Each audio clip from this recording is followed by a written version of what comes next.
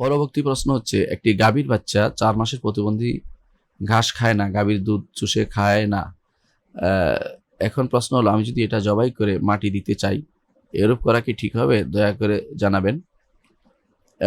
দেখুন, গাভীর বাচ্চা 4 মাসের প্রতিবন্ধী ঘাস খায় না, গাভীর দুধ চুষে খেতে চায় না, ইতিমধ্যে নিশ্চয়ই আপনি এমন কিছু করে ফেলছেন, যদিও প্রশ্নটা অনেক আগের হতে পারে। তো অনেক আগের প্রশ্ন হলে, যদি জীবিত থাকে, এখন আপনাকেও পরামর্শ দিব যে আপনি জবাই করে খাওয়ার ব্যবস্থা করবেন।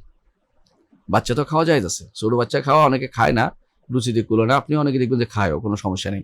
কিন্তু আরবরা এটা খায়, কোনো নিষেধ করে না।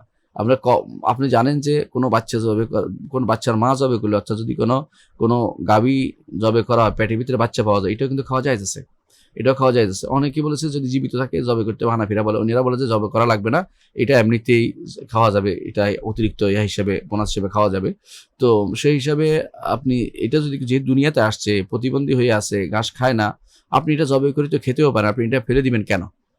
এটা যদি কোনো পরীক্ষা করেন কোনো ইয়া দিয়ে, যারা বেটার বেটার বেটার বাইতারি, তবে বাইতারি বলে আরবিতে, মানে সম্ভবত ভেটেরিয়ান বলা হয়, যারা ইয়া আছে, ডাক্তার আছে, ওদেরকে যে পরামর্শ করেন এটাতে খাইলে কোনো ক্ষতি হবে কিনা। যদি ক্ষতি হবে বলে, তাহলে মাটি চাপা দিবেন, জবে করে মাটি চাপা দিয়ে দিবেন। আর যদি কোনো ক্ষতি হবে না শিওর হন, তাহলে আপনি খেয়ে ফেলবেন, নষ্ট করা জায়েজ নাই। কারণ এটা আল্লাহর একটা নেয়ামত, আপনি কেন এটাকে নষ্ট করবেন?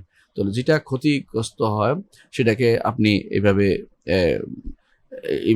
আপনি সেটাকে, যেটা ক্ষতিগ্রস্ত এটাকে মাটি চাপা দিতে, ক্ষতিগ্রস্ত না হলে এটা আপনি খেতে পারবেন, এটাকে নষ্ট করা জায়েজ হবে না। আর যদি কোনো বেঁচে থাকার কোনো সামান্যতম সম্ভাবনা আছে, বড় হলে ঠিক হয়ে যায় অনেক সময়, তাহলে সেটাকে বেঁচে থাকার জন্য সুযোগ দিবেন, যাতে করে সেটা বড় হয়ে ঠিক হয়ে যায়।